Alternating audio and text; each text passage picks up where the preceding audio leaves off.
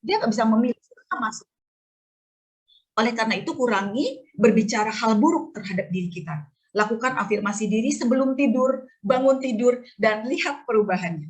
Teman-teman ini adalah generasi milenial yang secara penelitian hanya 30% yang bisa bertahan di perusahaan, selebihnya akan mencari menjadi kutu loncat. Jadi, cari nih yang lebih gede gajinya, yang lebih nyaman, dan itu sudah menjadi karakteristiknya. Tapi tentu dengan kelebihan dan kekurangan yang ada pada generasi milenial, itu harusnya dijadikan sebagai poin teman-teman bisa menjadi orang yang jauh lebih hebat tentunya ya, karena ini adalah calon-calon pemimpin masa depan. Saat ini juga sudah banyak pimpinan-pimpinan yang hadir di sini, salah satunya ada pimpinan Himamen, kemudian ada Mas Dewo juga, dan teman-teman juga saya yakin sekali di kantor juga sudah ada yang menjabat sebagai seorang pimpinan. Mungkin itu saja teman-teman, luar biasa ya untuk webinar ini, top, saya berikan jempol karena topiknya sesuai dengan kebutuhan anak-anak yang kekinian, yaitu generasi milenial. Semoga acaranya sukses, kemudian tadi yang mengurangi generasi-generasi milenial yang galau. Jadi semuanya jadi semangat. Oke, terima kasih untuk waktunya. Saya kembalikan kepada MC Mbak Nurzana. Selamat pagi. Terima kasih. Ya, terima kasih Ibu Junengsi atas sambutannya, dan di awal webinar ini aja kita udah dapat tips-tipsnya nih dari Ibu Junengsi. Yang lebih penting lagi, poin yang disampaikan dari Ibu Junengsi yaitu afirmasi diri sendiri gitu ya. Saat sebelum tidur itu kita penting banget untuk afirmasi ke diri sendiri. Oke teman-teman semua, sejak tadi kita sudah banyak ya mendengar kata dengerin. Sebenarnya dengerin itu apa sih? Jadi, dengerin ini adalah layanan konseling yang berbasis aplikasi.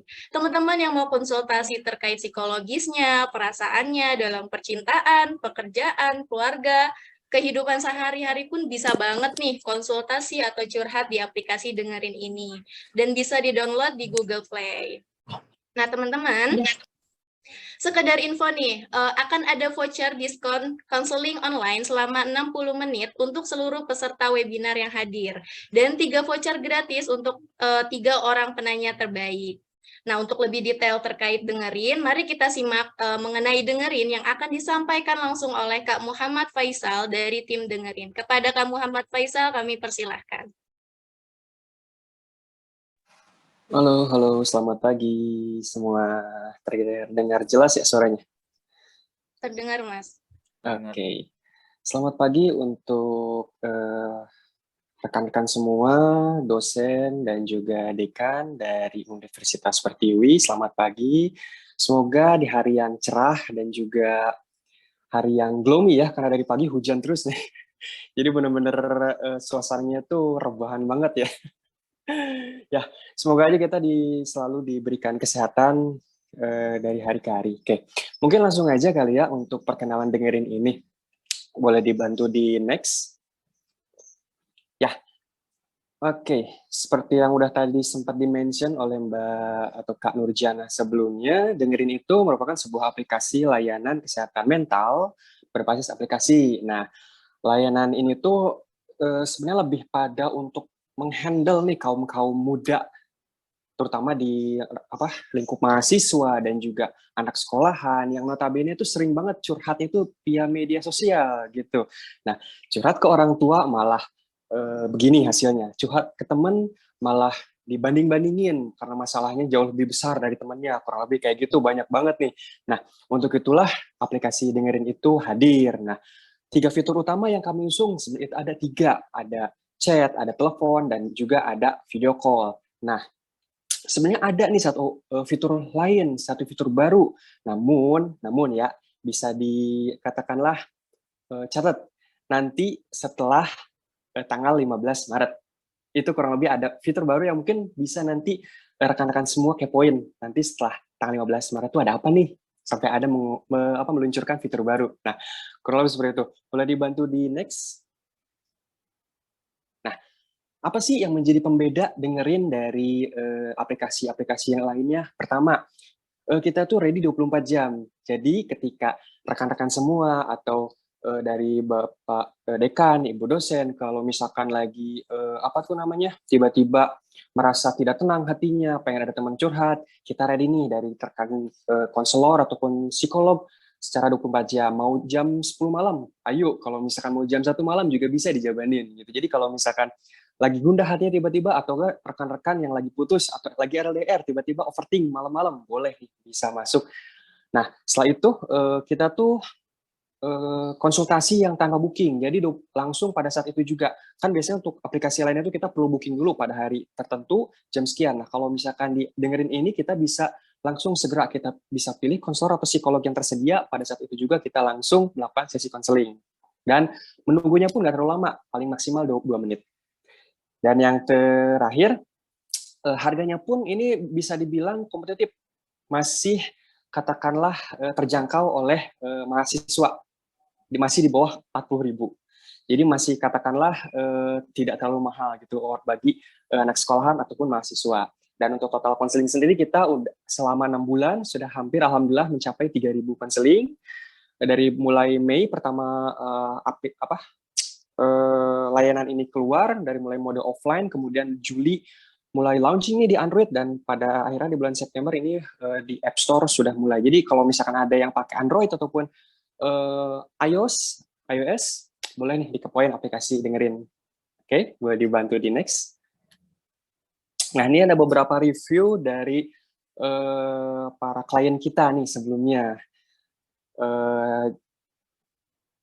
Oke, sebenarnya ada banyak sih, cuman ini kita ambil dari yang paling menarik menurut katakanlah paling menarik bagi kita pribadi.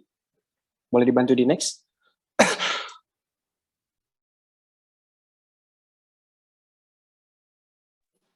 Sorry. Nah, untuk influencer sendiri, kita juga sempat naik nih, beberapa artis juga sempat mention kita di Twitter. Ada Kang Panji juga sempat pernah mention kita, kemudian juga ada Kunto Aji juga pernah mention kita di Twitter. Jadi semenjak saat itu gitu aplikasi kita sempat booming gitu di Twitter. Boleh dibantu di next. Nah, khusus nih buat kalian rekan-rekan dosen dan juga Bapak Dekan yang mengikuti acara seminar ini, setelah tadi dimention oleh Mbak Nurjana, dapat potongan voucher gitu yang asalnya harganya 40.000, ada potongan menjadi 20.000. Dan khusus untuk 3 penanya terbaik nih, boleh dicatat 3 penanya terbaik akan mendapatkan tambahan berupa voucher gratis free trial selama 30 menit. Kurang lebih seperti itu dari dengerin. Boleh saya kembalikan kepada Mbak Nurjana? Baik, terima kasih kepada Kak Muhammad Faisal yang sudah menjelaskan apa itu dengerin. Jadi di dengerin ini banyak sekali ya Kak fitur-fitur yang keren dan bisa berguna sekali nih bagi teman-teman yang mau konsultasi. Harganya pun masih terjangkau sekali ya bagi mahasiswa. Nah, teman-teman gak usah merasa bingung lagi kalau mau konsultasi secara online karena sudah ada aplikasi dengerin yang bisa kita gunakan dimanapun kita berada. Tapi kalau ada teman-teman yang mau datang langsung ke kliniknya pun ada ya Kak, di lokasinya itu di Cikarang, Sentra City, Blok G20 Bekasi. Gitu ya teman-teman. Untuk sesi offline sendiri kita masih belum bisa Kak, sorry. Oh gitu, oke, maaf ya. Jadi untuk saat ini kita Lokasinya hanya menghandle secara online saja. Tapi kalau misalkan memang kepo dengan kantor kita, ya, pengen tahu lebih dekat dengan kantor dengerin, boleh datang ke kantor kita gitu di Cikarang. Di Cikarang ya. Betul. Oke, terima kasih atas koreksinya Kak. Oke teman-teman, kita lanjut nih ke acara inti ya. Tapi sebelum itu saya pengen tahu alasan dari teman-teman untuk join di webinar ini. Bagi yang berani untuk menyampaikan alasannya, silahkan raise hand teman-teman.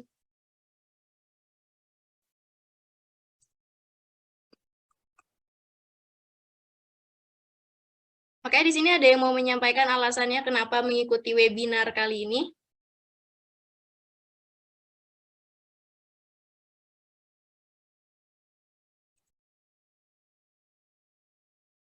Oke, kayaknya nggak ada yang berani untuk menyampaikan ya alasannya mengikuti webinar kali ini.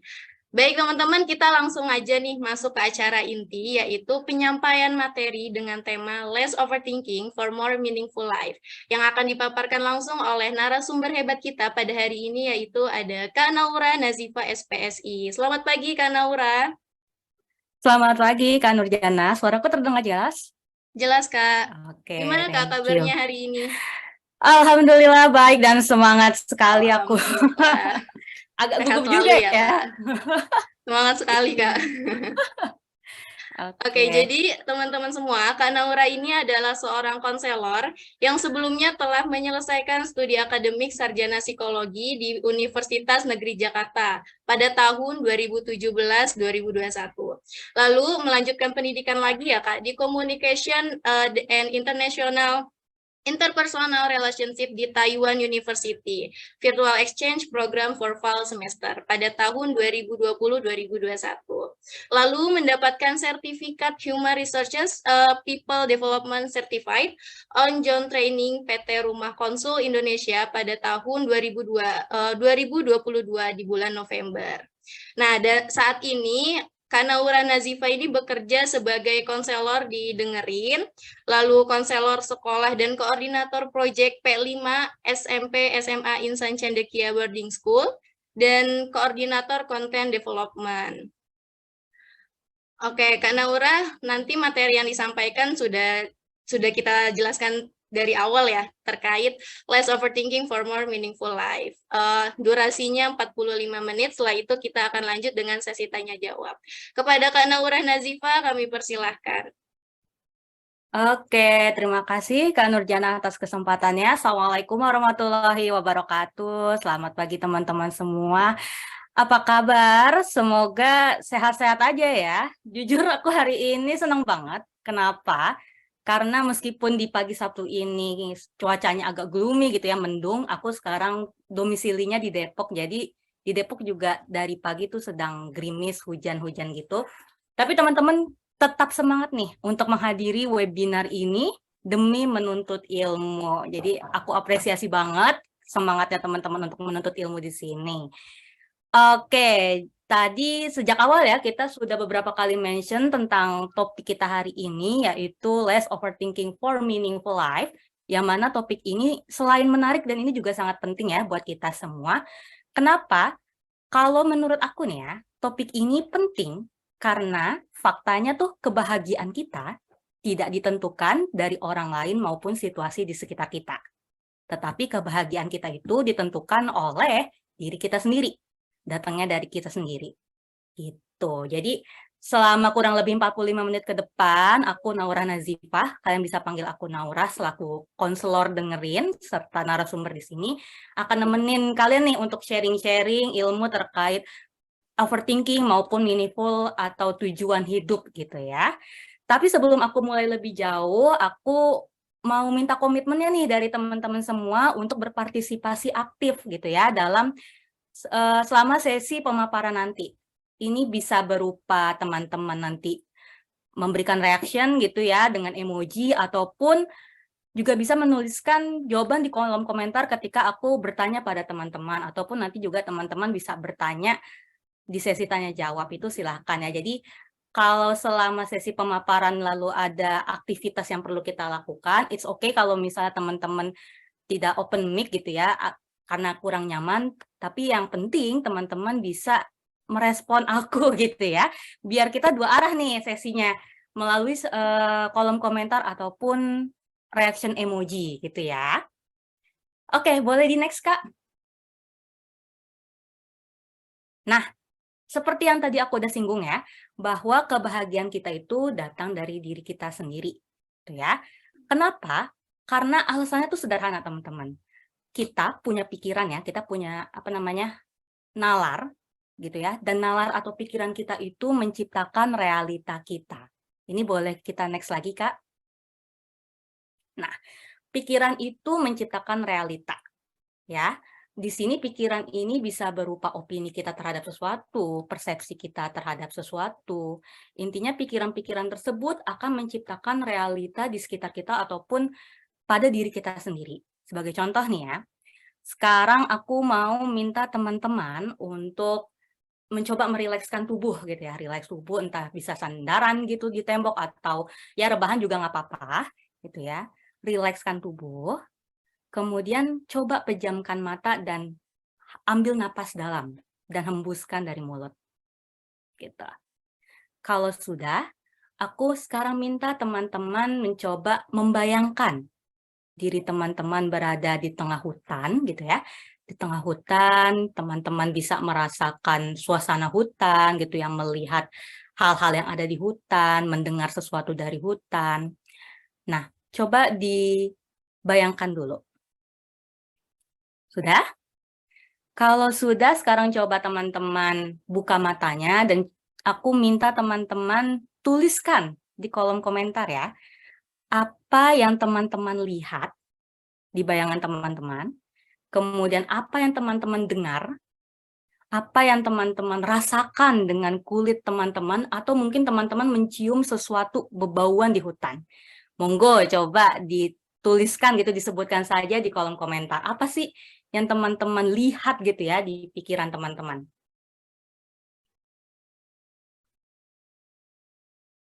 Ayo teman-teman bisa di chat ya, di kolom chat nih. Di chat aja nggak apa-apa. Apa yang kalian rasakan ya Kak ya. Iya, betul.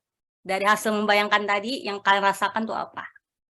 Dingin, oke, dingin. Terus apa lagi? Itu berarti sensasi kulit ya. Banyak pohon, angin kencang, dan dingin. Oke, good. Apa lagi? Aku ngerasain angin, wangi tanah khas hutan. Oke. Terus, ada lagi teman-teman? Terdengar suara daun dan ranting, ada cahaya dari atas terutup. Oke, merinding. Oke, merinding. Lihat apa nih? Mendengar suara air terjun, melihat pohon besar. Oke, wangi tanah. Oke, gatel-gatel. Oke, ada yang gatel-gatel ternyata ya. Oke, banyak banget ya teman-teman sensasi-sensasi yang teman-teman rasakan. Terima kasih atas partisipasinya. Sekarang teman-teman nih udah merasakan berbagai sensasi tadi ya, bisa ngeliat pohon, mendengar suara air, suara burung, kemudian yang gatel-gatel, ngerasa dingin, mencium bau tanah dan sebagainya. Padahal teman-teman sekarang di mana?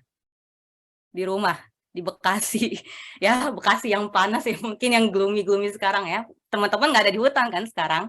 Tapi teman-teman bisa merasakan sensasi-sensasi tadi seolah-olah itu nyata. Nah, itulah pikiran kita memiliki kekuatan gitu. Jadi kalau misalnya kita membayangkan sesuatu yang positif gitu ya, ataupun sesuatu yang negatif, itu akan berdampak pada sensasi-sensasi yang ada di tubuh kita. Tubuh kita akan turut merasakan. Seolah-olah ya itu nyata di depan kita, padahal itu bukan kenyataan. Betul nggak? Ya kan? Tadi teman-teman udah ngerasain banyak hal kayak gitu. Nah, itulah bukti dari kekuatan kita punya kekuatan pikiran kita gitu ya, menciptakan realita baik itu positif dan negatif. Dan dari sini kita juga bisa menyimpulkan bahwa pikiran kita itu bisa kita kendalikan, ya kan? Karena tadi teman-teman membayangkan, ya berarti kontrol itu ada di dalam diri teman-teman, ya. Pikiran kita memilih pikiran yang positif dan negatif itu semua ada di dalam kendali teman-teman. Kendali di sini yang dimaksudkan adalah sesuatu yang bisa teman peroleh dan teman-teman pertahankan gitu ya. Teman-teman tidak akan pernah kehilangan kendali tersebut gitu. Jadi ya tadi. Oke, bisa kita next lagi, Kak.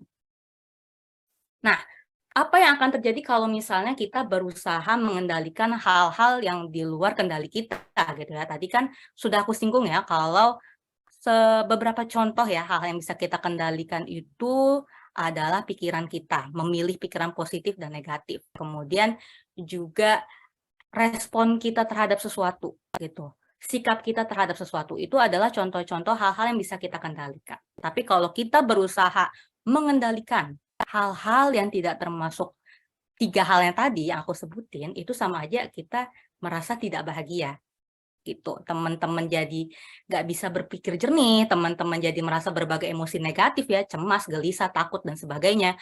Terus juga bisa sampai merasa lelah gitu ya secara fisik, bahkan jatuh sakit, karena tadi sudah teman-teman praktikan juga ya, bahwa pemikiran teman-teman, mindset teman-teman itu juga akan berpengaruh pada tubuh teman-teman. Nah itu, jadi kalau kita berusaha mengendalikan sesuatu yang tidak dalam kendali kita, itulah dampaknya. Dan ini yang terjadi ketika kita mengalami overthinking. Nah ini bisa di next nih Kak. Oke, nah overthinking itu sebenarnya adalah kondisi di mana kita itu secara terus-menerus gitu ya, mengulang-ulang pikiran-pikiran tuh yang nggak produktif, pikiran-pikiran negatif yang tidak produktif tanpa niat untuk mencari solusi. Itu overthinking. Jadi kita cuman mikirin hal-hal yang negatif berulang-ulang, tapi nggak ada niat untuk ya menyelesaikannya gitu ya, nggak ada aksi untuk menghentikan itu. Kita cuma bisa mikirin aja gitu. Itu overthinking. Dan overthinking ini banyak jenisnya, banyak tanda-tandanya. Ini bisa kita next ya, Kak. Oke, kurang lebih ada 6 gitu ya. Yang pertama, memikirkan terus-menerus gitu ya, situasi di masa lalu.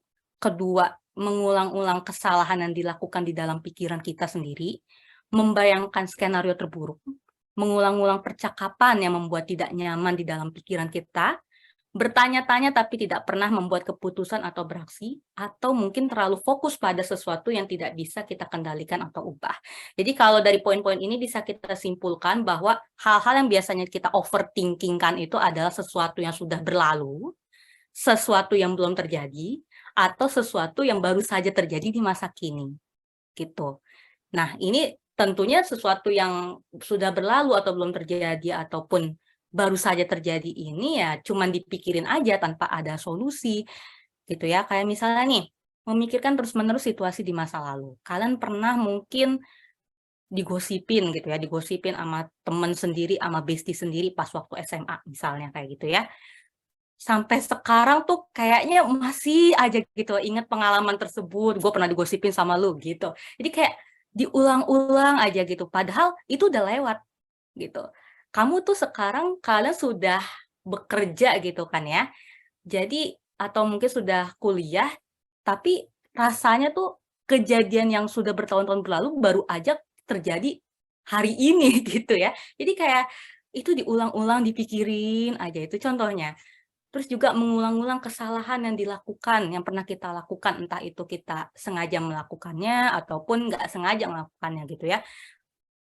Kesalahan sama orang, salah ucap sama orang, terus kita jadi mikir terus, aduh tadi gue ngomong begini nggak enak, gue ngomong begini, aduh gimana ya. Jadi kayak mikirin aja kesalahan itu, padahal mungkin saja orang itu sudah lupa ataupun sudah memaafkan kita, tapi ya kita tetap aja gitu kan ya mikirin gitu kesalahan-kesalahan tersebut.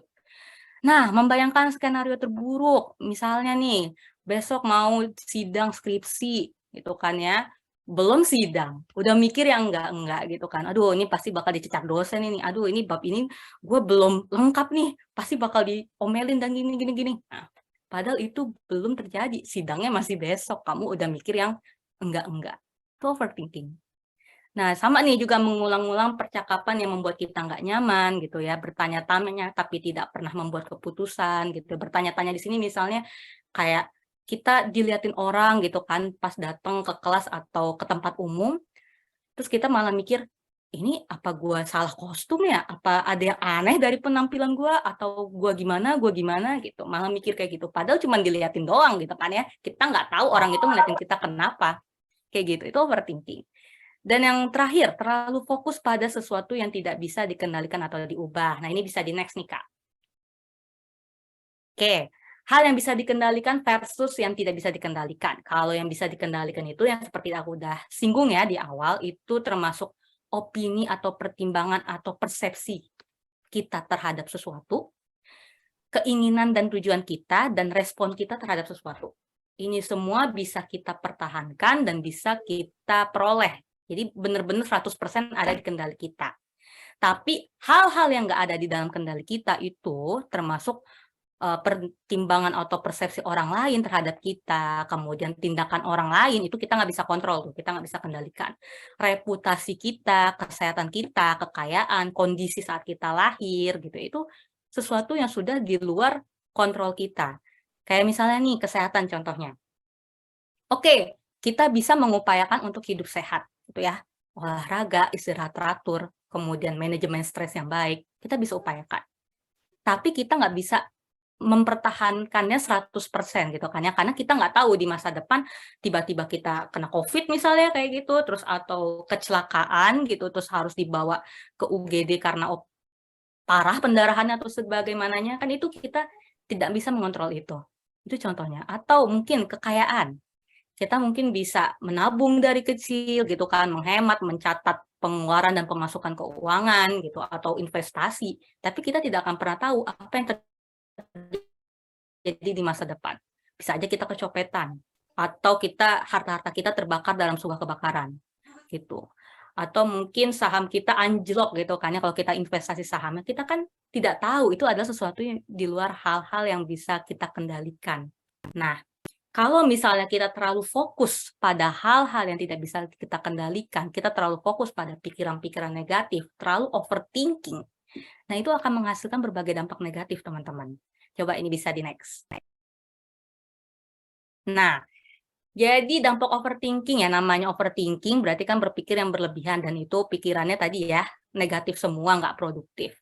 Itu jelas ada dampak negatifnya. Yang pertama, sulit untuk fokus dan mengambil keputusan. Ya, karena kamu terlalu tenggelam dalam pikiran negatifmu, jadi kamu tidak bisa berpikir jernih, tidak bisa menyelesaikan masalah dan ataupun mengambil keputusan penting. Gitu. Itu dampak pertama overthinking. Yang kedua, tidak bisa enjoy dengan momen atau kegiatan yang sedang dilakukan. Nah, nggak bisa enjoy, ya jelas, karena kamu terlalu fokus dengan pikiran yang negatif-negatif, gitu ya, muter aja di situ. Kita lagi nyantai sama teman, sama keluarga, kalau kondisinya lagi overthinking, apakah kita bisa enjoy? Apakah kita bisa fokus gitu ya, dengan lingkungan sekitar kita? Kan belum tentu, gitu kan ya. Kemudian menghabiskan waktu dan tenaga, ya kalian bakal capek sendiri karena mikir itu terus-menerus tapi nggak ada solusi, itu jelas banget ya. Ngabisin waktu juga cuma buat mikirin hal-hal yang mungkin sudah lewat atau belum terjadi atau tidak bisa dikendalikan. Itu ngabisin waktu banget guys ya. Dan kita juga bisa merasakan berbagai emosi negatif, mulai dari ya ketakutan, cemas gitu ya, khawatir, gelisah, nggak bisa tidur, dan ya emosi-emosi negatif lainnya. Bahkan kita bisa jatuh sakit, dan parahnya bisa memicu kecemasan ataupun depresi ya. Jadi kalau misalnya overthinking ini tidak segera kita hentikan, kita kendalikan ya, buruk-buruknya gitu ya, dampak terburuknya mungkin kalian bisa merasa cemas, bahkan menderita ya gangguan depresi. Itu bisa banget teman-teman. Tapi tenang aja, karena yang namanya overthinking itu selalu ada solusinya gitu ya. Ini bisa dihentikan, bisa dikendalikan. Pikiran kita tuh bisa kita kendalikan. Nah, ini ada salah satu metode yang disebut dengan STAR, singkatan dari Stop, Think, Assess, and Respond ya.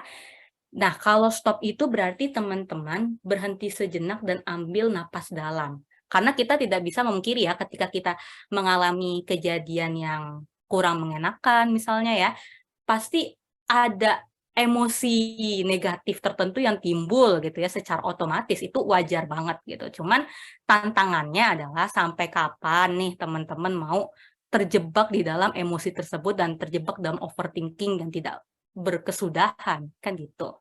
Dan kehilangan momen-momen penting, ya kan? Jadi salah satu teknik untuk mengendalikan gitu ya dan mencegah overthinking teman-teman adalah STAR ini. Jadi ketika teman-teman menghadapi situasi yang tidak enak gitu ya, bikin tidak nyaman, teman-teman boleh banget untuk berhenti sejenak. Pindah ke ruangan yang lebih nyaman, lebih tenang gitu, menjauhi sumber masalah dulu, itu nggak apa-apa. Untuk ambil napas dalam, diem dulu gitu kan ya, santai dulu, rileks dulu, sampai emosi negatif yang teman-teman rasakan akibat situasi yang tidak mengenakan tadi mulai bisa terkontrol, bisa bisa mereda gitu ya. Nah, kalau sudah tenang nih, udah adem, baru teman-teman think and assess gitu ya, menilai, berpikir dan menilai gitu. Kira-kira apakah aku sudah memisahkan antara fakta dan opini? Apakah sesuatu ini ada di dalam kendali aku atau justru ada di luar kendaliku?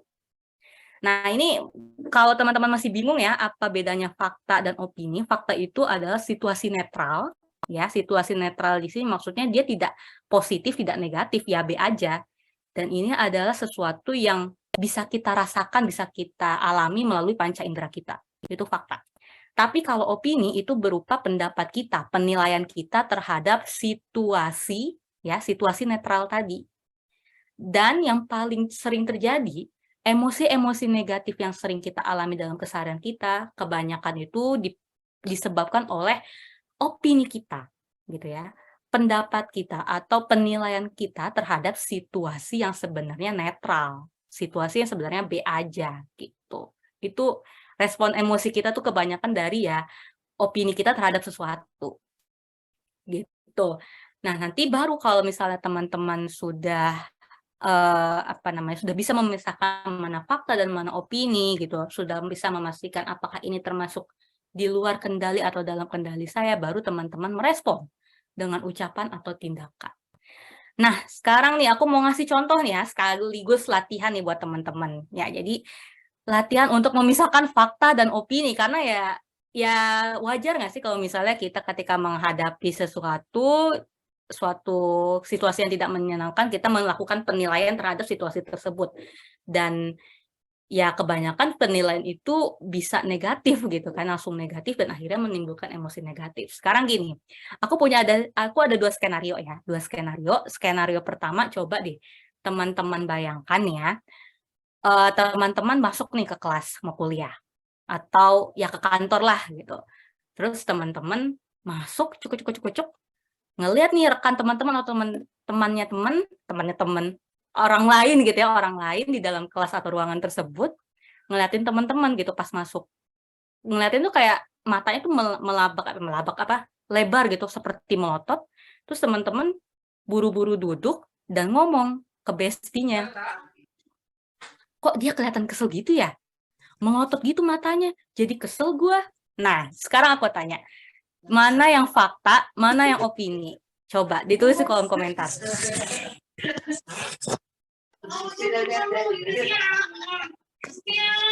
Ayo, dari sini mana fakta, mana opininya? Coba tulis di kolom komentar.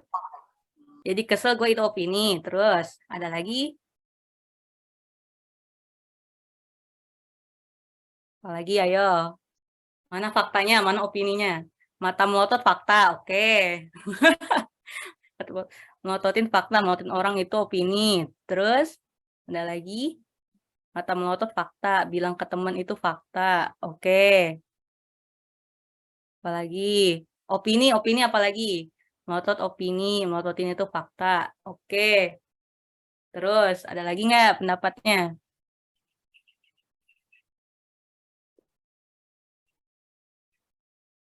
Fakta, kesel, opini. Melototin itu fakta dan jadi kesel gue itu opini. Oke. Oke.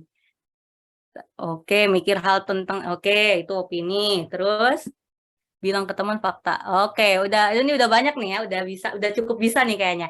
Oke, thank you teman-teman. Jadi dari skenario pertama tadi, yang termasuk fakta itu ya ketika kita datang terus kita ngeliat orang lain tuh memandang kita dengan mata yang begini gitu kan, agak melotot. Nah, itu fakta karena kita bisa melihatnya dengan mata kita sendiri.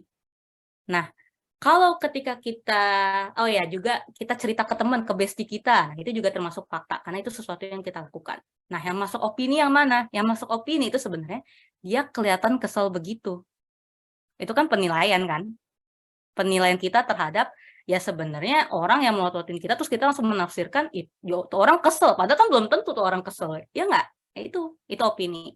Terus jadi kesel gue. Nah, itu adalah respon kalian gitu ya, respon emosi kalian terhadap opini kalian sendiri. Gitu. Paham ya, teman-teman? Oke, sekali lagi nih, skenario yang kedua. Ini misalnya teman-teman lagi ngumpul nih sama gengnya teman-teman atau ya peer group lah kita bilangnya. Terus teman-teman nih ngelihat ada orang lain gitu ya, entah siapa, lagi ngobrol gitu sama pacarnya salah satu bestinya teman-teman ini gitu. Lagi ngobrol sambil ya gimana sih yang mukul-mukul ya bercanda gitu lah gitu kelihatan gitu. Nggak tahu ngobrolin apa pokoknya lagi ngobrol sambil mukul-mukul pacarnya temennya temen, bestinya temen gitu. Nah, terus kamu bilang ke salah satu atau orang di sebelah kamu, "Ih, tuh cewek kegatelan banget, sumpah ngobrol sambil pukul-pukul pacarnya si A. Jijik ngeliatnya gue." Nah, kalau kayak gitu sekarang yang faktanya mana, yang opininya mana? Coba. Kegatelan opini, ngobrol sambil pukul itu fakta, jadi itu respon. Oke, good. Ada lagi? Ayo lagi. Aduh, ini kayaknya relate banget nih, jangan-jangan ya skenario-nya sama sehari-hari gitu. Oke, yang mana fakta? Paham betul, Dina. Aduh, pukul fakta, jijik respon. Oke. Terus ada lagi? Mana faktanya, mana responnya, mana opininya. Bilang cewek gatel opini, pukul itu fakta. Yes, ngobrol fakta, pukul-pukul opini. Oke, lagi. Ada lagi?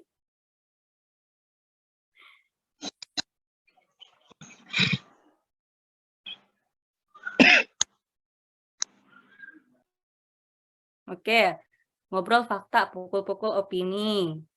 Terus apa lagi?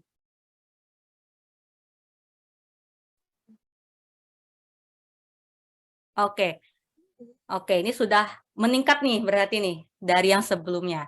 Dari skenario kedua tadi, sebenarnya yang fakta itu ya tadi ya, ngobrol dan sambil pukul-pukul pacarnya si A. Karena ya kelihatan, itu dia lagi ngobrol sama pacarnya si A sambil mukul-mukul, itu kelihatan dengan mata kita.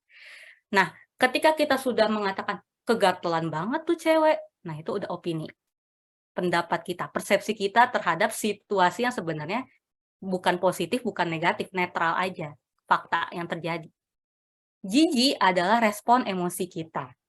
Gitu. Oke, sekali lagi. Skenario ketiga nih yang terakhir. Misalnya nih teman-teman lagi ada kerja kelompok gitu ya. Kerja kelompok dan teman-teman nih pengen menjadi perwakilan kelompok gitu. Dan ada rekan teman-teman yang juga ingin menjadi perwakilan kelompok gitu. Teman-teman dengan orang yang sekelompok sama teman-teman ini akhirnya semacam berdebat gitu ya, siapa yang mau menjadi perwakilan kelompok, hingga lawannya teman-teman ini bicara seperti ini. Ya udah, lu aja deh yang jadi perwakilan kelompok gitu. Nah, setelah kelas berakhir, teman-teman cerita nih ke Besti. Tadi si A masa bilang begini ke gua, lu aja deh yang jadi perwakilan kelompok.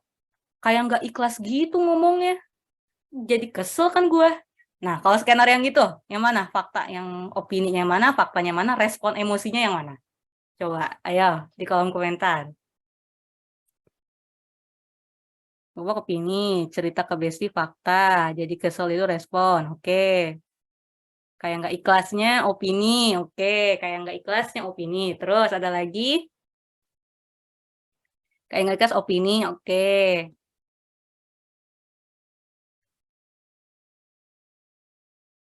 Apalagi? Ada lagi pendapat yang lain? Mana opini, mana fakta?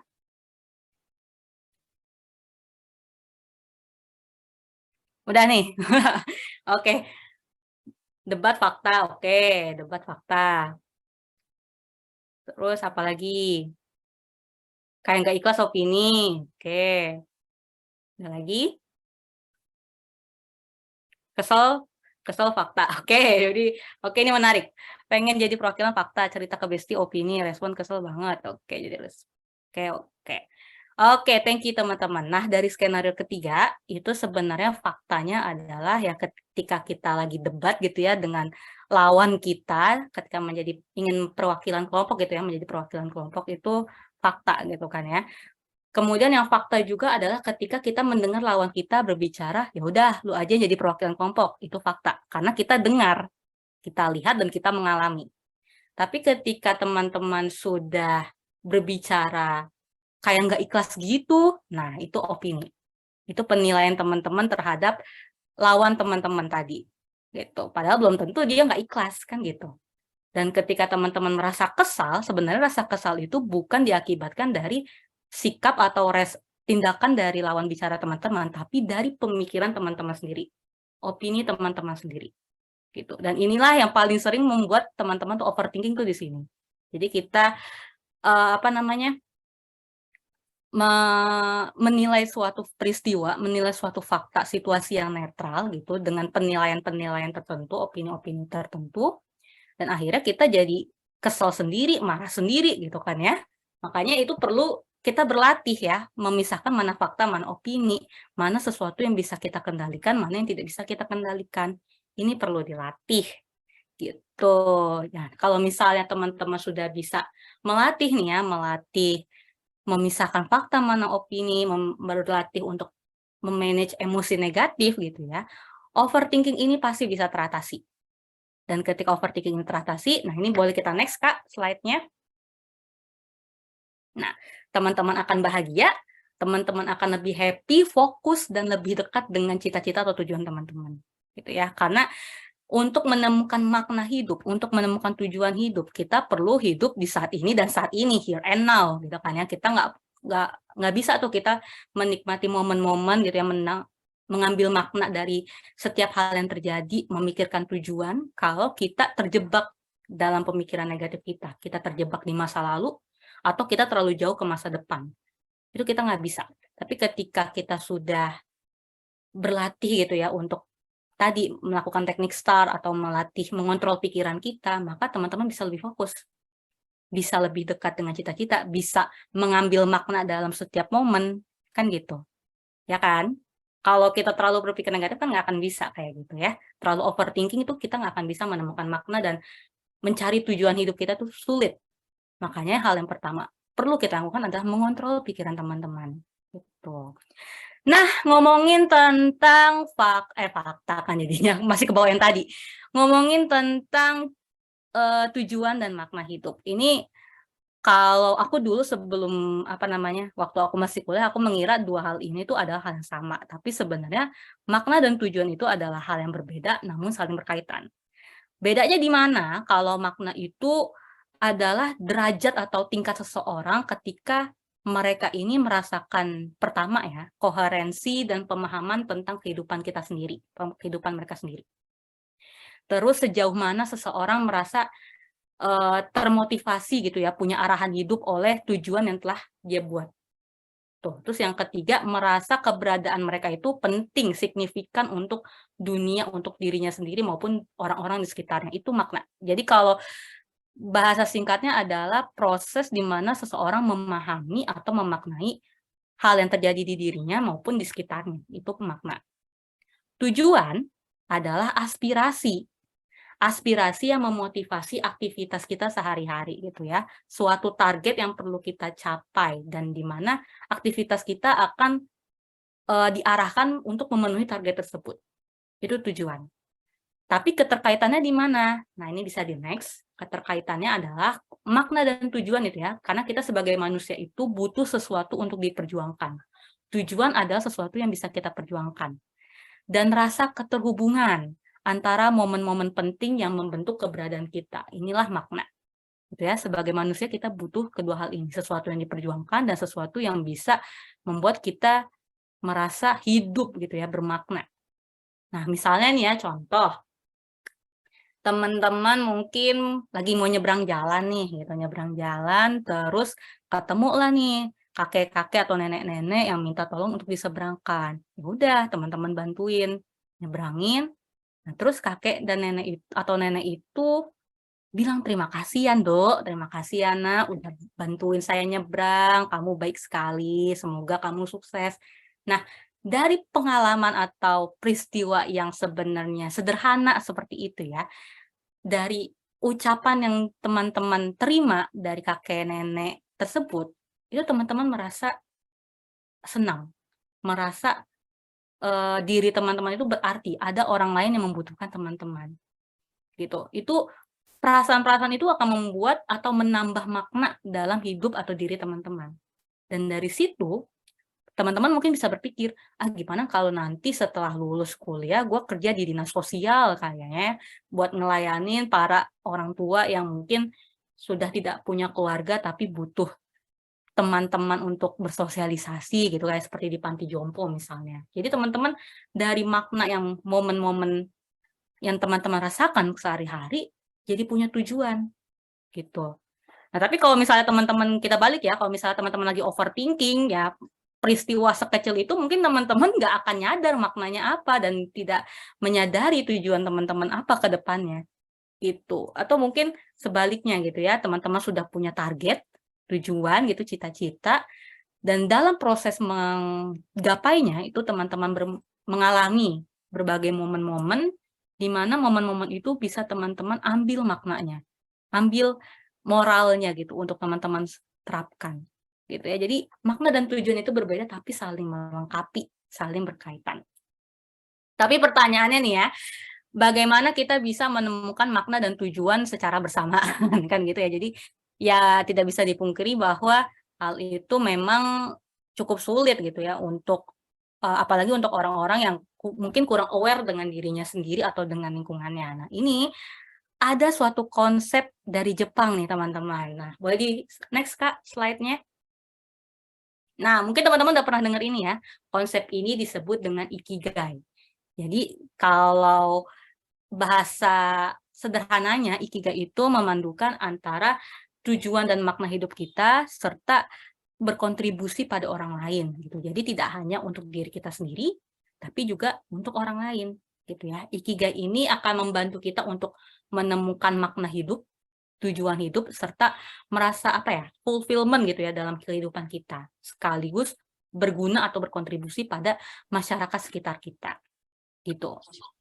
Jadi Ikigai ini ada 4 aspek di mana saling beririsan membentuk Ikigai gitu ya. Pertama ada aspek minat, kemudian ada bakat, kebutuhan masyarakat, dan yang terakhir hal yang dapat dibayar gitu ya, hal yang dapat kita menjadi gaji atau upah untuk kita. Ikigai itu adalah irisan dari keempat aspek tadi gitu.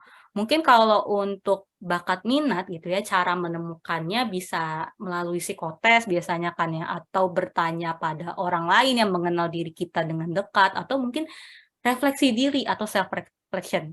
Nah, kalau self reflection misalnya contohnya deh, contoh-contoh pertanyaannya yang perlu teman-teman pertimbangkan gitu atau bertanya pada diri sendiri. Minat yang pertama, minat adalah sesuatu yang teman-teman sukai, hobi, mirip hobi, nggak peduli teman-teman ini berbakat atau enggak di bidang tersebut ya, tidak peduli apakah minat itu bisa menghasilkan uang, tidak peduli apakah minat itu dibutuhkan masyarakat. Pokoknya itu adalah sesuatu yang teman-teman suka aja gitu. Kalau teman-teman kesulitan untuk mencari minat teman-teman, mungkin beberapa pertanyaan atau poin-poin ini bisa membantu teman-teman untuk menelusuri gitu ya minat teman-teman. Pertama, coba teman-teman tanya ke diri teman-teman sendiri. Momen yang paling bahagia di hidup teman-teman tuh saat teman-teman lagi ngapain aktivitasnya. Kemudian tanya ke diri sendiri, aktivitas apa yang membuat teman-teman merasa bersemangat, terus enjoy sampai-sampai lupa waktu nih kalau lagi ngerjain. Nah, terus juga bisa nih tanya, aktivitas atau kegiatan apa yang akan teman-teman terus lakukan sampai akhir hayat meskipun nggak dibayar. Nah, coba jawab nanti pertanyaan-pertanyaan itu untuk refleksi diri ya. Itu contohnya. Kemudian untuk menemukan bakat. Nah, bakat ini adalah sesuatu yang sudah kita bawa dari lahir gitu ya. Dan ini bisa sesuatu yang kita sukai maupun tidak kita sukai maksudnya ya. Jadi tidak peduli orang lain butuh itu bisa dibayar atau kita menyukainya, ya pokoknya bakat itu adalah sesuatu yang kita bawa dari lahir, keturunan gitu. Nah, untuk mencarinya, teman-teman coba merenungkan beberapa pertanyaan ini ya. Kalau misalnya teman-teman dimintai tolong oleh orang lain, biasanya orang lain itu meminta tolongnya dalam hal apa? Kayak gitu. Coba dijawab, dirinci gitu ya. Orang lain minta tolong A, B, C, D biasanya. Terus, sesuatu atau aktivitas yang dimana teman-teman ini excellent gitu ya, bagus tanpa perlu berusaha keras. Jadi kayak ya natural aja terasanya gitu. Teman-teman taunya jago aja di bidang itu meskipun teman-teman tidak perlu belajar ataupun berusaha keras. Nah, terus yang ketiga, sesuatu yang bisa kalian atau rasakan gitu ya ketika mengerjakannya terasa mudah atau gampang. Misalnya disuruh ngitung uang segepok gitu ya, terus ya ketika melakukannya terasa gampang aja gitu kan ya buat teman-teman, padahal teman-teman belum pernah mencobanya atau berlatih sebelumnya seperti itu. Jadi kayak itu natural aja terasanya, gampang gitu dikerjain. Nah, itu barangkali bisa menjadi bakat gitu. Atau mungkin ngomong di depan orang lain, public speaking gitu ya. Teman-teman belum pernah belajar secara serius gitu ya, training atau apa, tapi ketika disuruh presentasi ya vibe-nya asik aja gitu, enjoy, teman-teman juga ngerasanya juga biasa aja, santai. Nah, itu barangkali itu merupakan bakat teman-teman.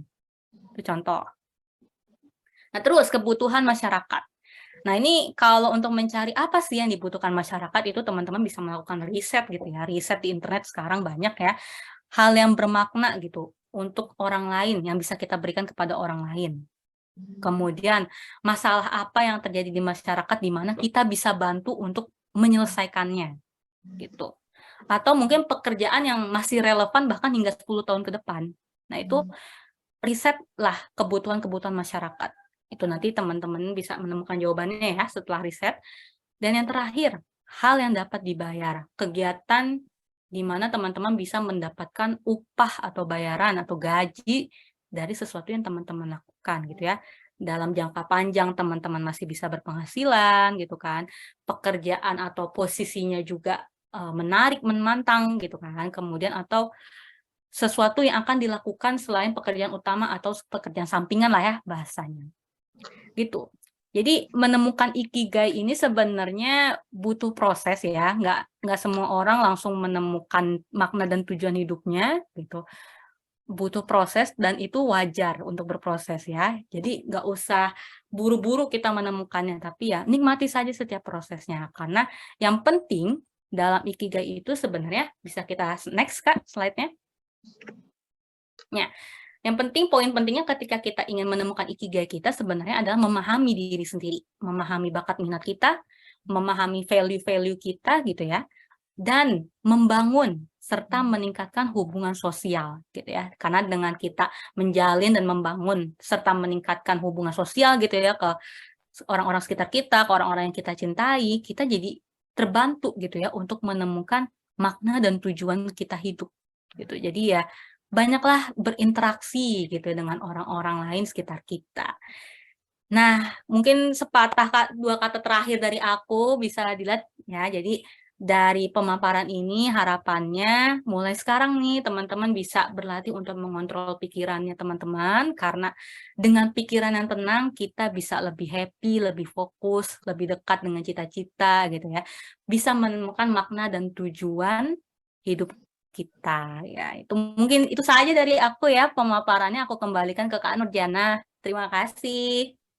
Ya, terima kasih Kak Naura atas materi yang telah disampaikan dan begitu luar biasa ya teman-teman. Banyak sekali hikmah yang bisa kita ambil ya dari materi yang sudah disampaikan.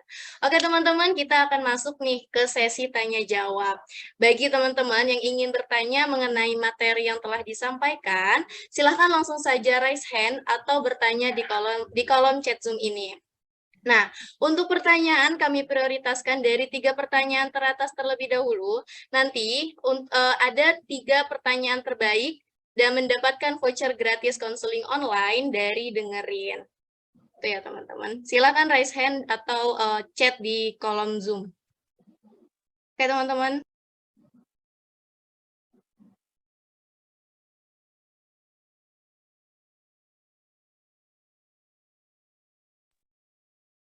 Mana nih, ada yang ingin bertanya nggak teman-teman terkait materi yang telah disampaikan oleh Kak Naura?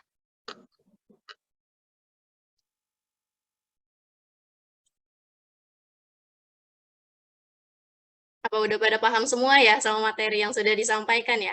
Oh, di sini ada Kak Fadil Ridho nih. Pertanyaannya, apakah overthinking menyebabkan anxiety? Oke, gimana Kak Naura? Mau langsung dijawab atau kita tampung dulu pertanyaannya? Langsung dijawab aja mungkin ya Kak. Oke, siap biar fokus gitu ya.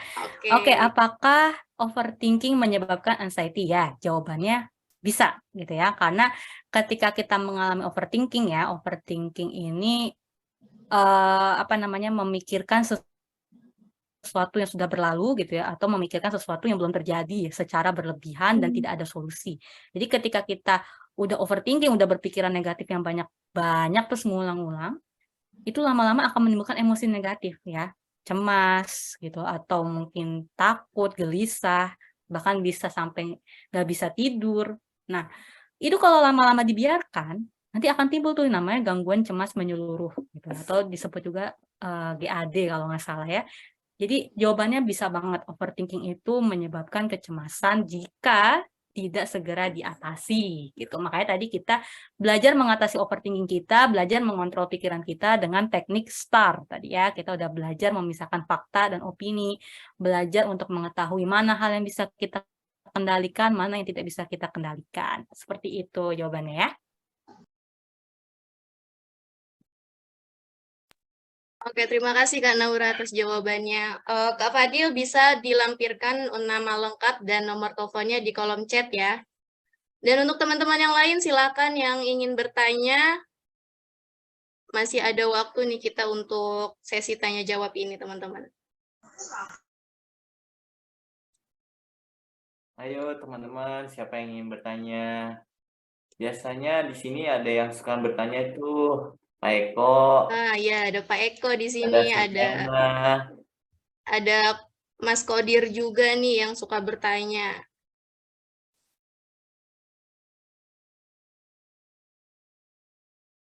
Nah, di sini ada Kak Putri nih.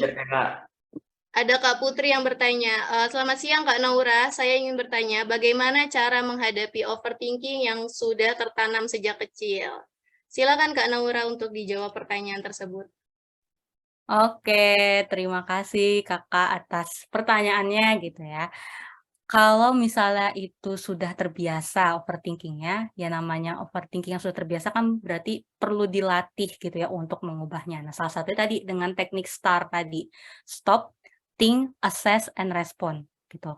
Dan untuk mengubah kebiasaan yang sudah terbentuk di masa kecil gitu ya, entah itu karena punya trauma atau karena pengaruh pola asuh orang tua atau mungkin kepribadian, itu bisa banget untuk tadi ya dengan menggunakan teknik STAR. Atau juga bisa dengan mindfulness. Mindfulness ini banyak jenisnya. Misalnya bisa dilakukan dengan teknik deep breathing. Ya, teman-teman mencoba untuk bernapas gitu ya, bernapas dalam-dalam dari hidung, kemudian tahan sekitar 4 detik, kemudian hembuskan perlahan dari mulut gitu ya selama 4-5 detik. Sampai teman-teman tenang. Dan pikiran teman-teman juga lebih terkendali, itu bisa. Atau dengan journaling. Nah, journaling gitu, menceritakan emosi yang dirasakan, kejadian-kejadian yang dialami, pikiran-pikiran yang muter-muter di pikiran itu semuanya tumpahin aja di dalam jurnal itu bisa. Gitu. Ada lagi dengan ngobrol gitu ya, ngobrol curhat ke orang yang dipercaya, orang yang membuat teman-teman nyaman, bisa menerima teman-teman, bisa memahami, itu bisa banget. Jadi sebenarnya banyak sekali cara untuk mengubah kebiasaan overthinking yang sudah tertanam sejak kecil, nggak cuma 1 atau 2 gitu, banyak.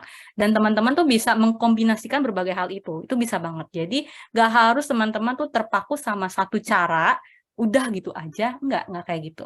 Tapi teman-teman bisa mengkombinasikan berbagai hal tadi, dan itu harus dibiasakan. Kuncinya adalah membiasakan diri. Itu berlatih dan membiasakan diri. Komitmen dan konsisten gitu ya maksudnya, terhadap perilaku-perilaku sehat tadi ya, manajemen stres gitu, berusaha untuk mindfulness dan sebagainya. Gitu ya jawabannya. Oke, terima kasih Kak Naura atas jawabannya dan terima kasih Kak Putri atas pertanyaannya. Kak Putri bisa lampirkan nama lengkap dan nomor teleponnya ya di kolom chat. Oke, di sini juga ada pertanyaan dari Kak Ayu Marlina Sinambela. Apakah pikiran dan perasaan itu sama? Apakah bisa dikontrol? Seperti perasaan yang untuk tidak mudah baper contohnya. Silakan Kak Naura untuk dijawab pertanyaan tersebut. Oke, ini pertanyaan yang menarik juga ya. Apakah pikiran dan perasaan itu sama? Jawabannya adalah berbeda.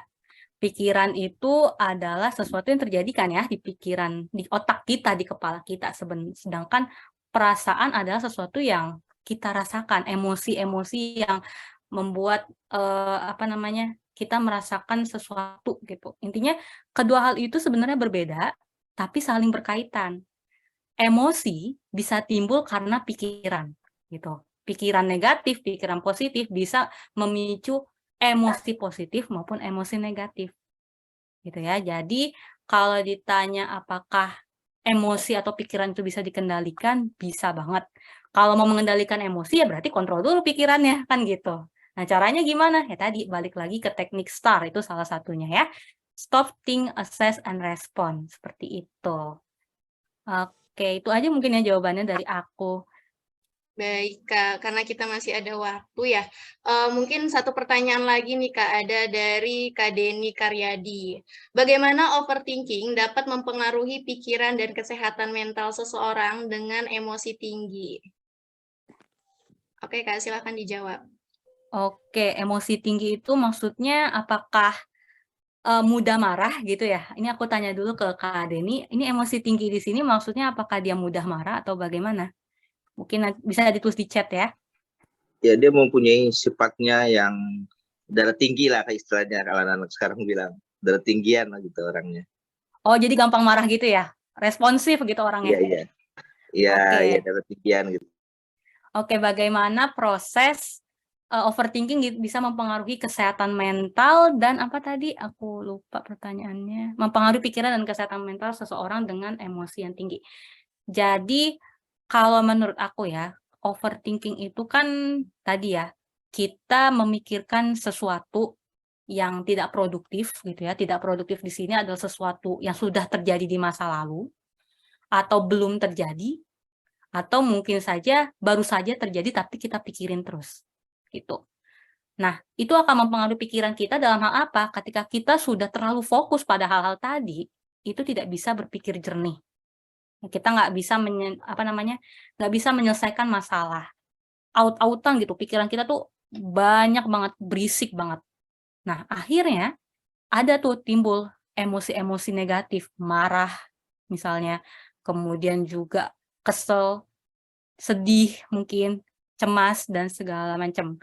Nah, jadi kalau misalnya orang itu adalah orang yang sangat responsif gitu ya, emosinya tinggi, ya maka ketika pikiran-pikiran itu tadi muncul, dia akan langsung gitu, makin menjadi-jadi gitu kan ya. Karena itu tadi pikiran-pikiran itu dia tidak terkontrol sama dia.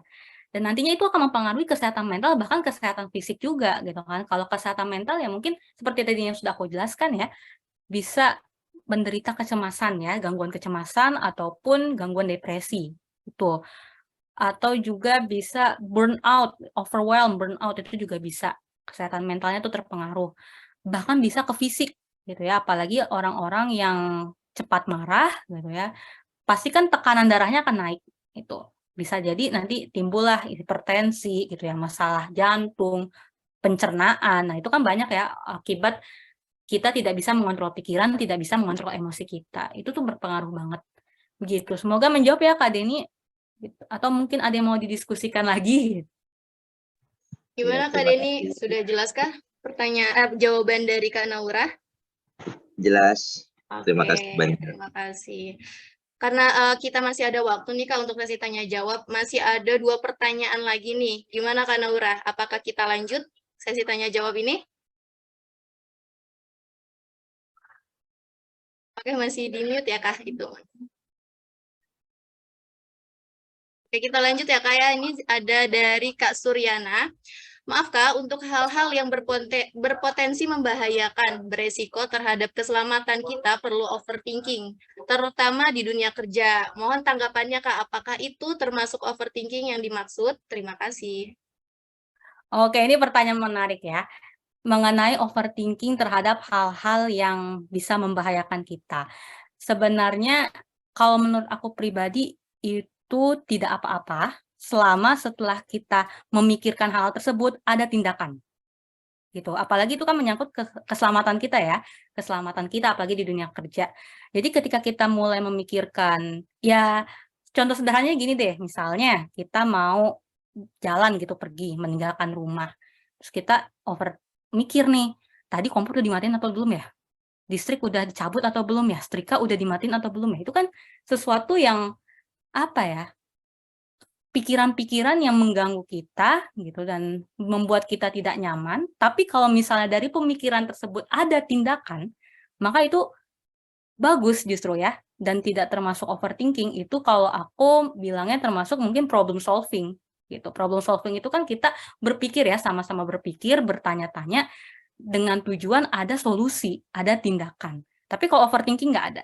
Kita cuma mikirin aja, nggak ada aksi, nggak ada solusi, udah mikir aja. Jadi kalau tadi kasusnya adalah memikirkan hal-hal yang beberapa hal-hal terkait keselamatan kita gitu ya. Selama nanti ada tindakan, itulah yang disebut dengan problem solving. Ada solusi, ada aksi, itu disebut problem solving. Tapi kalau cuma dipikirin aja, nggak ada niatan untuk menyelesaikannya atau ada solusinya, itu namanya overthinking gitu. Jadi ya balik lagi ke situ ya. Asal ada tindakan, ada solusi. Gitu. Semoga menjawab pertanyaannya.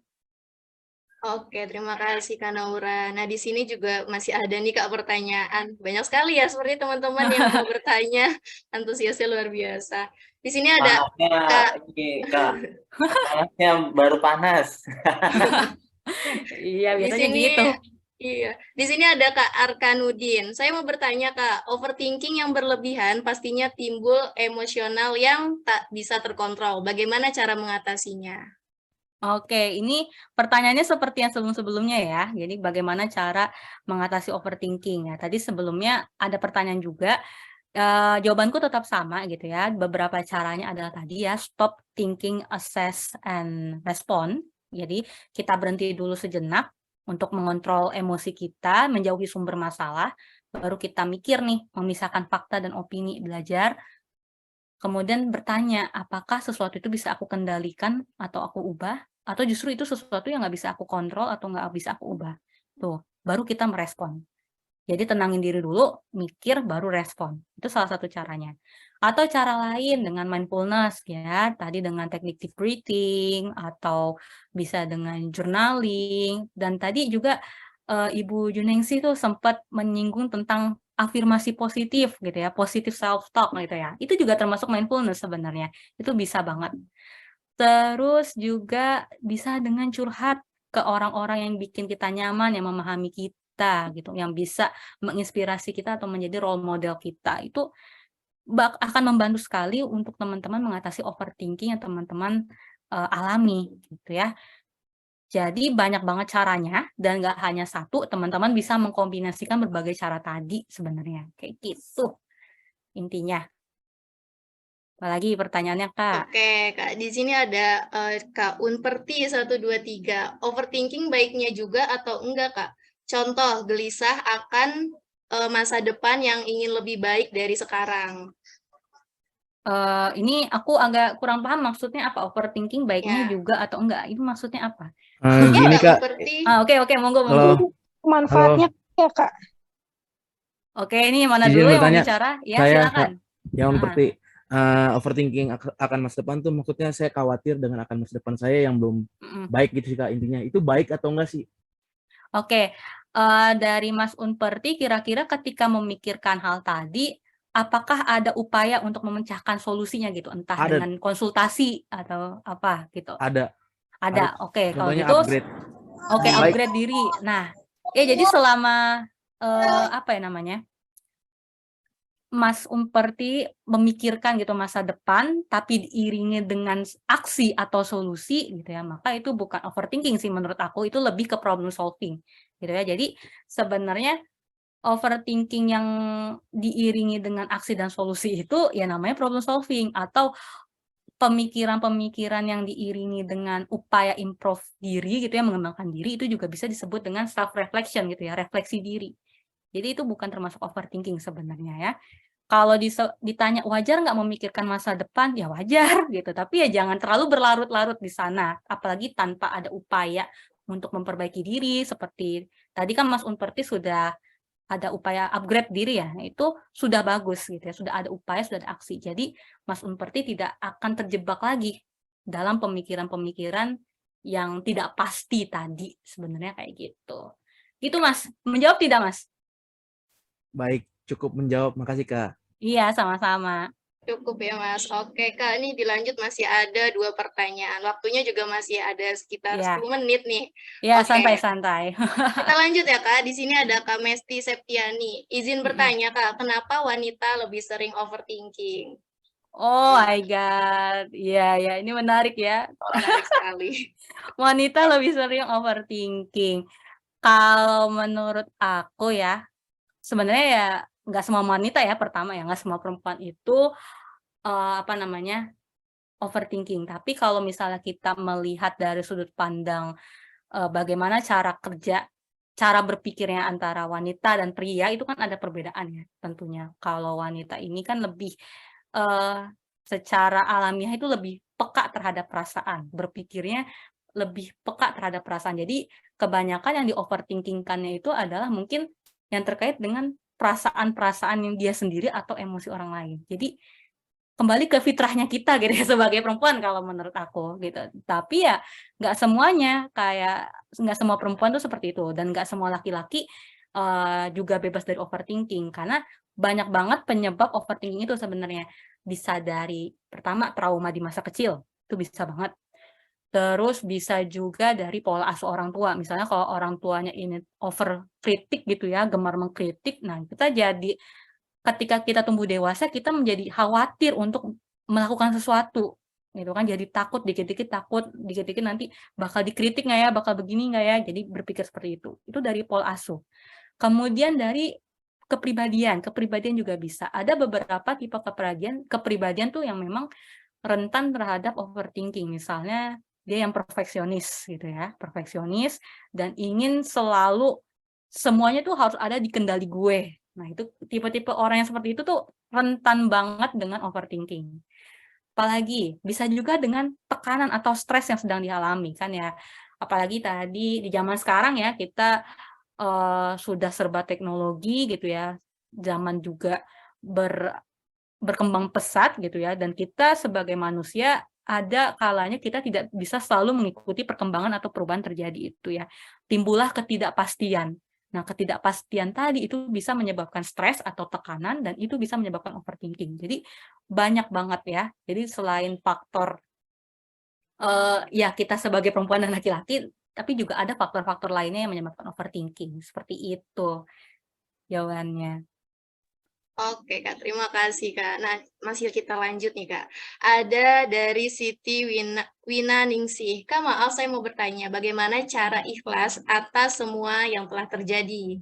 Oke, ikhlas ya. Kita kalau ngomong ikhlas berarti kita merelakan, let it go gitu ya, sesuatu yang terjadi. Kalau pendapat aku ya, pertama kita ini perlu banget mengetahui, memahami hal-hal yang sebenarnya bisa kita kendalikan ataupun tidak bisa kita kendalikan. Hal-hal yang tidak bisa kita kendalikan tuh termasuk pendapat orang lain terhadap kita, tindakan orang lain terhadap kita, gitu kan. Kesehatan, kekayaan kita, atau mungkin sesuatu yang telah kita bawa dari lahir. Maksudnya tuh kayak jenis kelamin gitu kan ya. Jenis kelamin kan nggak bisa kita ubah sebenarnya ya kecuali kalau operasi gitu. Tapi ya sebenarnya sesuatu yang dibawa dari lahir itu cenderung tidak bisa kita ubah atau tidak bisa kita kendalikan. Apalagi reputasi kita atau nama baik kita, itu sesuatu yang tidak bisa kita kendalikan.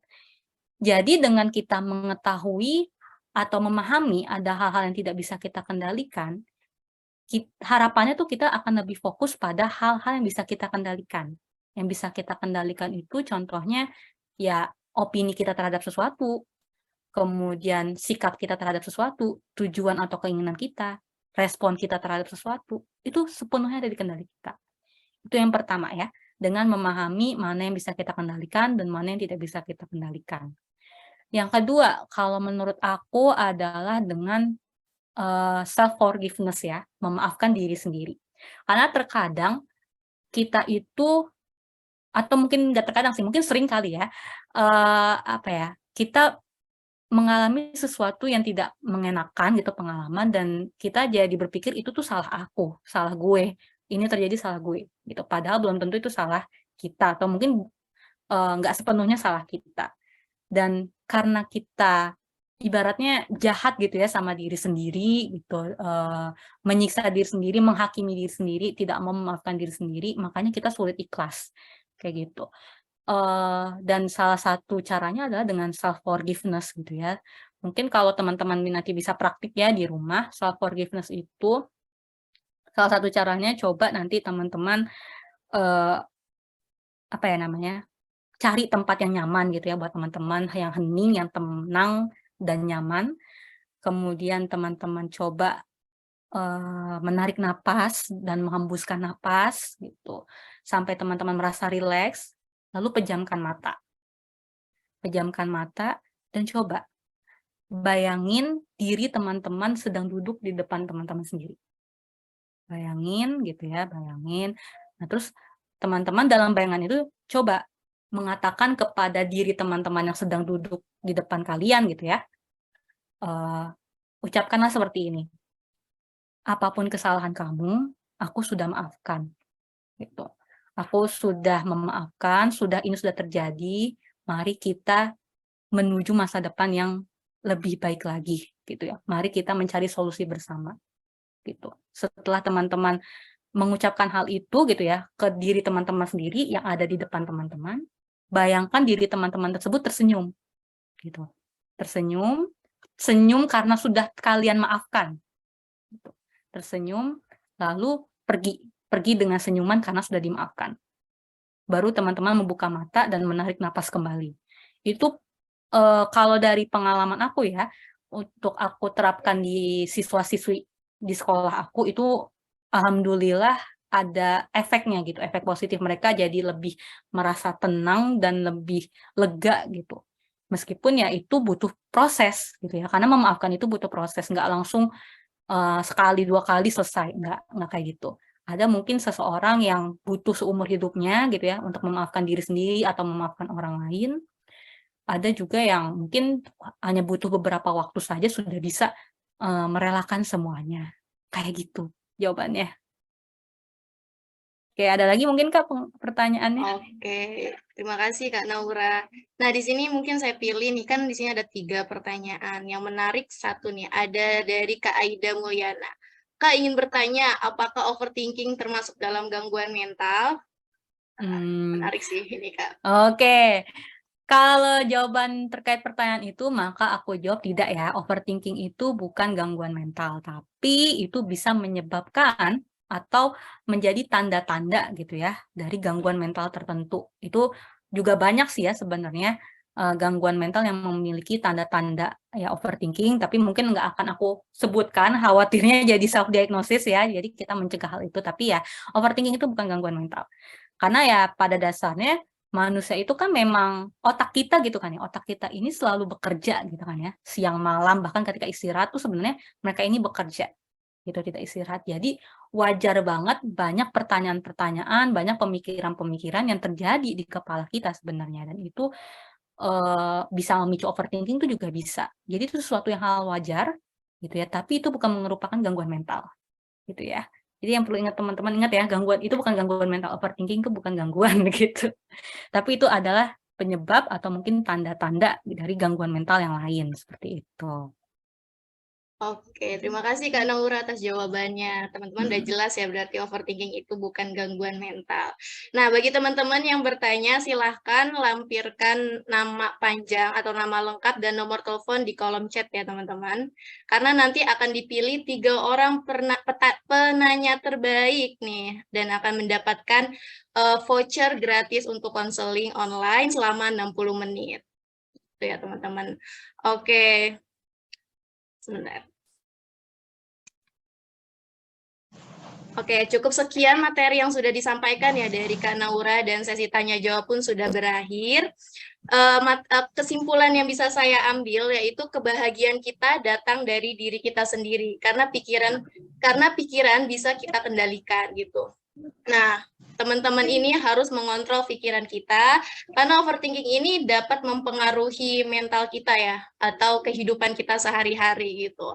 Nah, dampak overthinking yang tadi sudah dijelaskan oleh Kak Naura yaitu sulit untuk fokus dan mengambil keputusan, terus tidak bisa enjoy dengan momen atau kegiatan yang sedang dilakukan, menghabiskan waktu dan tenaga, lalu merasakan berbagai emosi negatif, sakit, dan cemas, lalu bisa depresi gitu ya teman-teman. Untuk mengatasi itu, bisa dengan metode STAR yang tadi sudah dijelaskan oleh Kak Naura, yaitu stop, think, assess, dan respon. Gitu ya teman-teman semua. Jika kita sudah mengendalikan emosi kita, pikiran kita, maka kita akan lebih happy, fokus, dan dekat dengan cita-cita kita. Seperti itu teman-teman. Oke, ini saatnya kita masuk ke pengumuman nih teman-teman untuk 3 orang penanya terbaik. Kira-kira siapa ya pemenangnya? Baik, Kak Naura bisa nih langsung menyebutkan satu pemenang karena sudah memberikan pertanyaan terbaiknya. Silakan Kak Naura. Oke, satu ya. Satu Iya, dari Kak. aku satu maksudnya. Betul, Kak.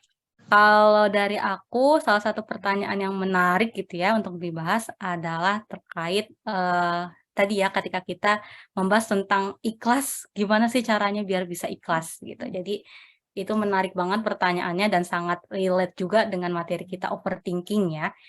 Nah itu tadi siapa penanyanya aku lupa, tapi tadi ya tentang ikhlas tadi. Sebentar ya Mbak.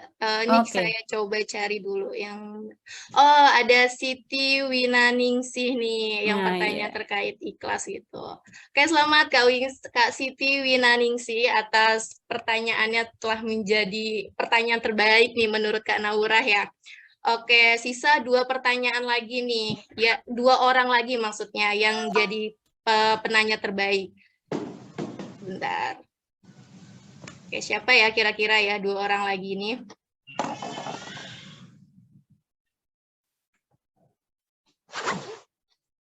Di sini ada Kak Fadil sebagai penanya terbaik karena beliau sudah langsung inisiatif gitu ya. Pertama langsung memberikan pertanyaannya yang begitu luar biasa nih Kak Fadil nih. Terus yang kedua ada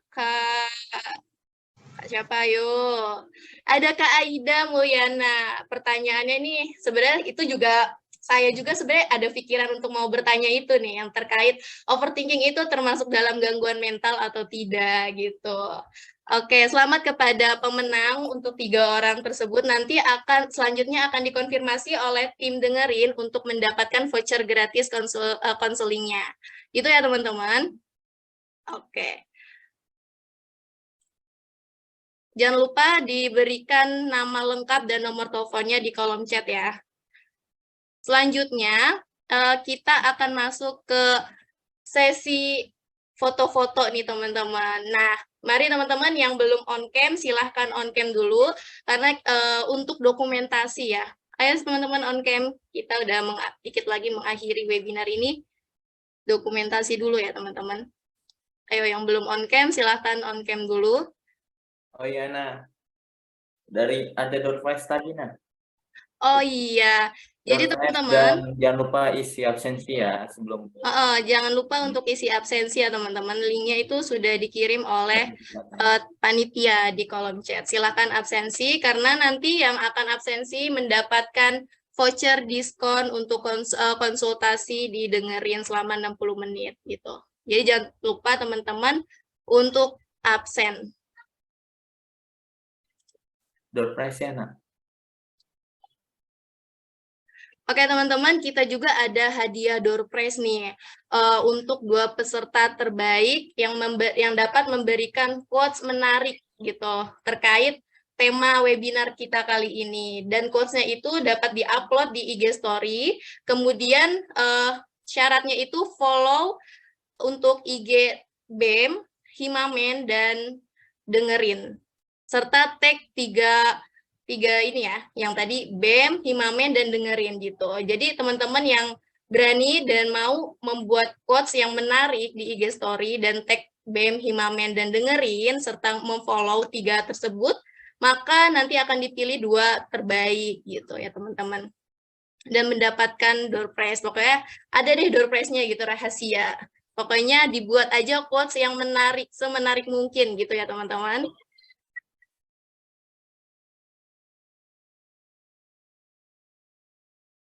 Oke, panitia ini udah siap untuk sesi foto dokumentasi ya? Sudah siap ya Mega ya? Oke, kita mulai ya untuk dokumentasinya. Ayo teman-teman silakan on cam dulu sebentar untuk foto-foto.